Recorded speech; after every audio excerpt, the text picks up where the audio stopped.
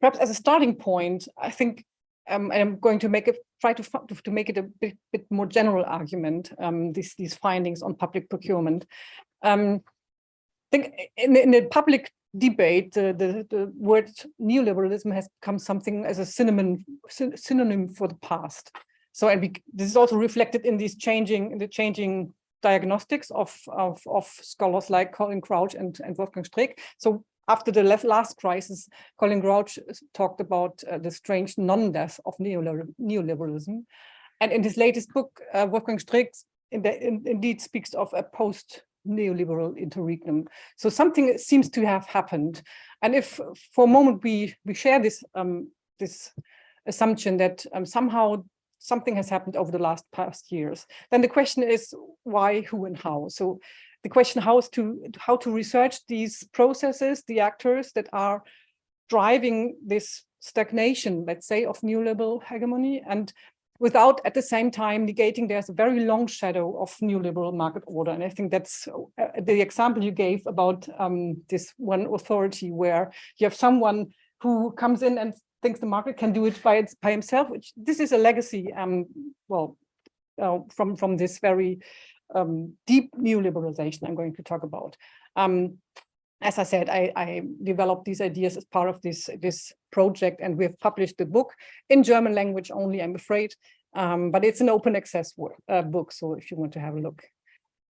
So I labeled this research agenda, let's call it, variegated democratization, and it borrows from three elements. So one is borrowing from human geographers like Neil Brenner and Helga Leitner and Jamie Peck.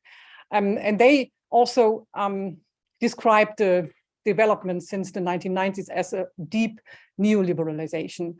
So, which means it has become sedimented in all kinds of institutions, but also rules, informal rules and norms.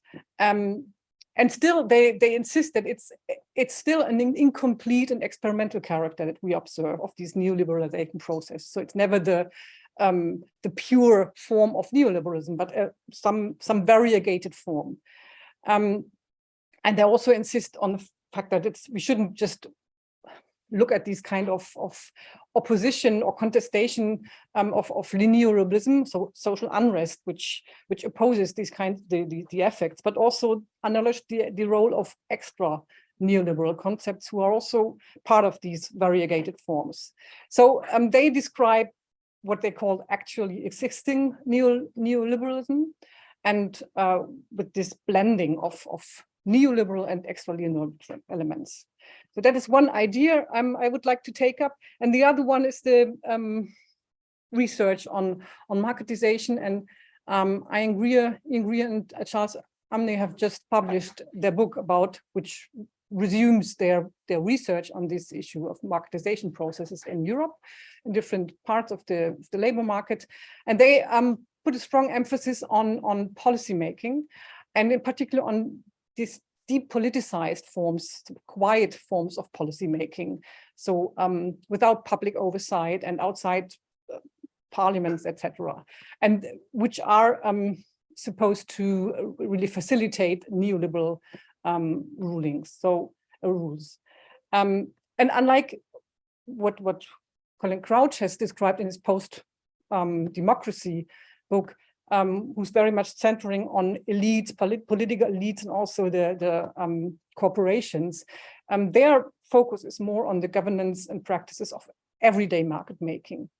And thirdly, what I think is also an interesting, important point is that marketization creates dilemmata for those who are in this situation. It creates problems, but it also creates, instability. And this is something that those who are involved in this everyday market making in public procurement, for instance, they have to deal with somehow.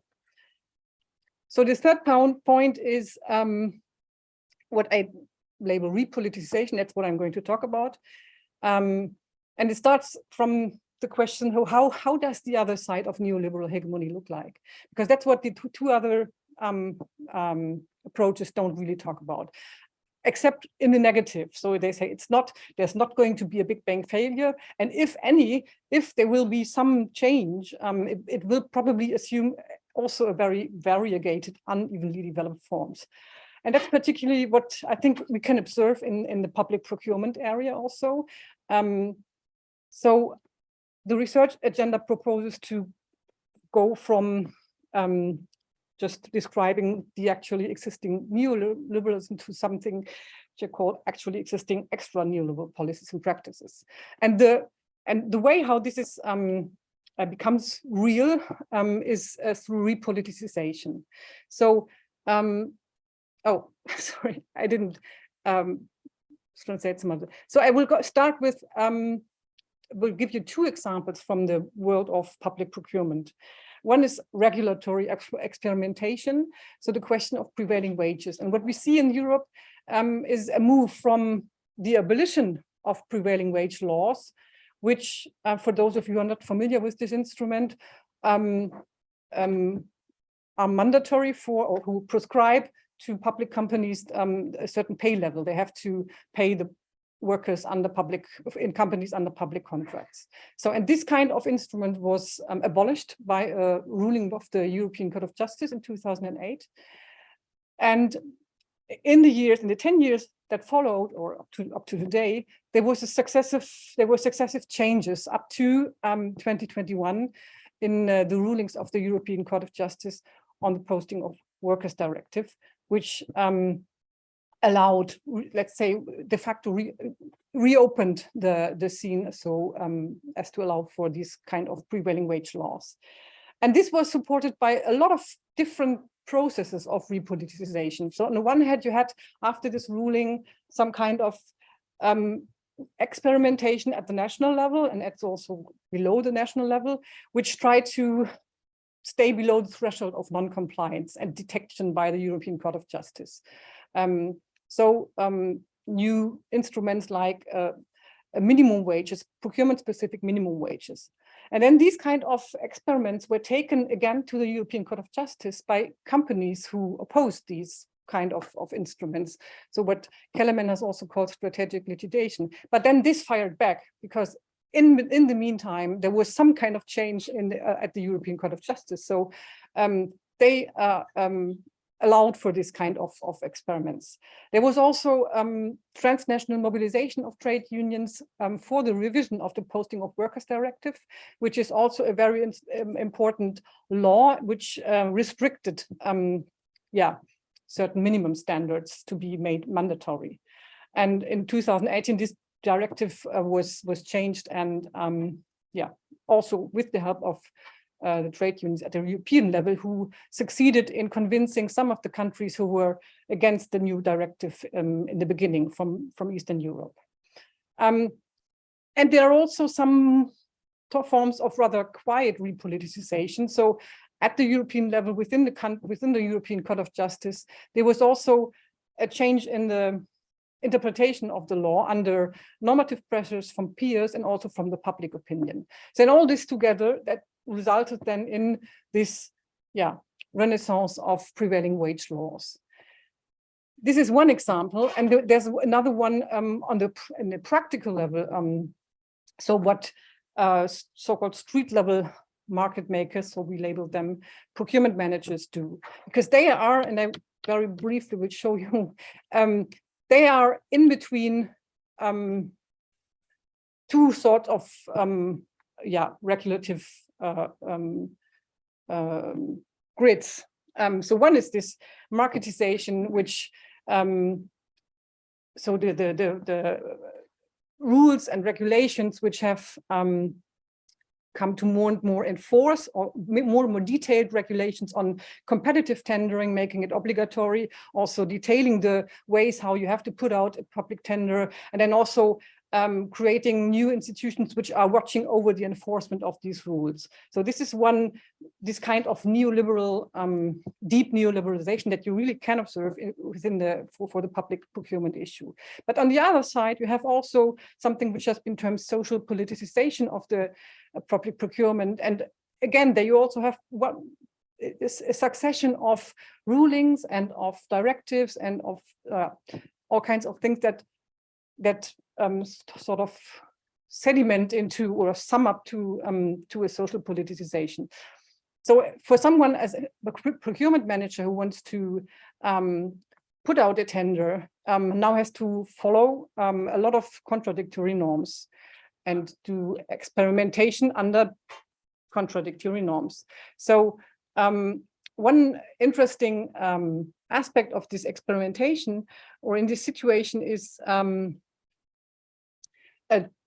something that you can call perhaps political professionalization. So it's a lot of guidance materials by different institutions produced, which addresses street level market makers or the procurement managers in order to tell them how they can do in order to watch or to observe both this marketization and the social politicization. And there's a new standard which has a new leitmotif which has developed. And one is coming from the European Commission and the professional associations of procurement managers. And another one, and it's about how you do a professional strategic procurement. That's the label. And the other one is on the services themselves. So the new standards about the service quality. And together they form this new leitmotif that we could detect when we interviewed procurement managers. And this leitmotif is to some extent in the tension between the good employer and Hüte des Wettbewerbs, sorry, this marketization leitmotif, let's say. Shepherd, yeah, I don't know. So the question is, to what extent does this new leitmotif really open the door for buying better work and better working conditions?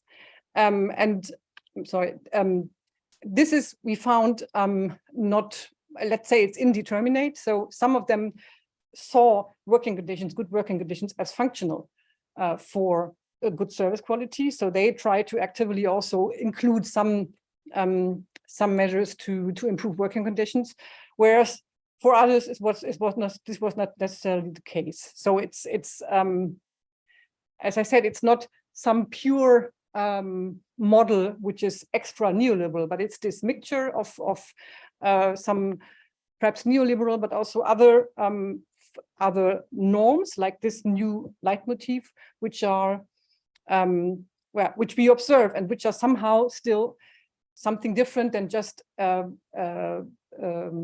continuation of this neoliberal hegemony. So to conclude, I think we should be aware and sensitive to these kinds of variegated forms of democratization, which means to really focus on also very inconsistent and practical experiments, which occur in the long shadow of deep neoliberalization. So long shadow means, for instance, that you have procurement managers who have been socialized with these neoliberal concepts and who still then start their career in the public services, and who will bring in these ideas and will continue to bring in these ideas. But on the other side, you have these other trends and the problems, dilemmas this causes. So and in my view, politics and these more noisy and more quiet forms of repolitization are a very important way of bringing in these extra neoliberal trends. Thank you very much.